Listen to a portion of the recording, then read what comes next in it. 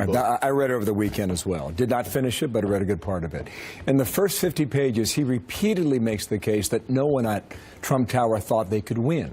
That's just. Did you ever speak? Did you ever speak with Michael Wolff, first of all?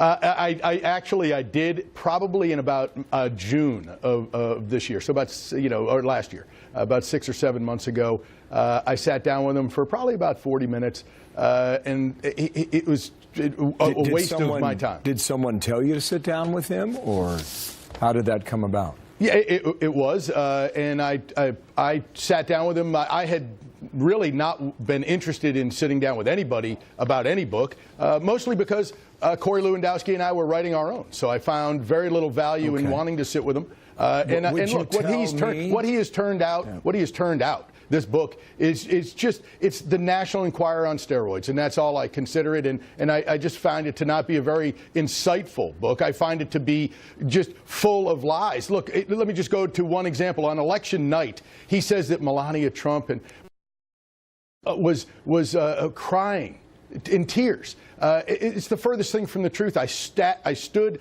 very close, very near Melania Trump most of the evening. The furthest thing from the truth. The entire family was ecstatic. And by the way, in the week leading up to the election, another thing that we talk about in our book as a first-hand account was how the polling data, how our intelligence had showed us and our campaign closing that gap, closing down those polling numbers in those battleground states, that we ended up winning on election night.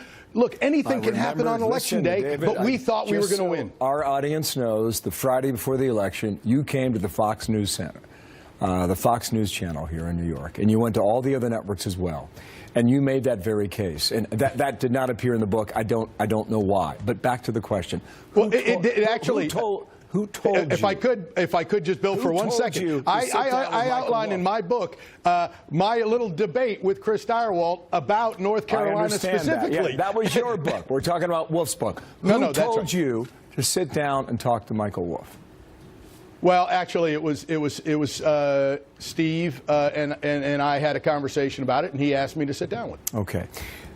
Your office in Trump Tower was right next to Steve Bannon.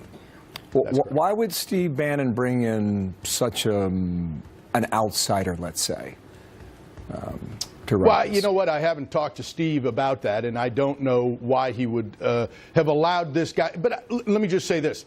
I know Steve Bannon has started his explanation, and I think there's still a ways to go in it.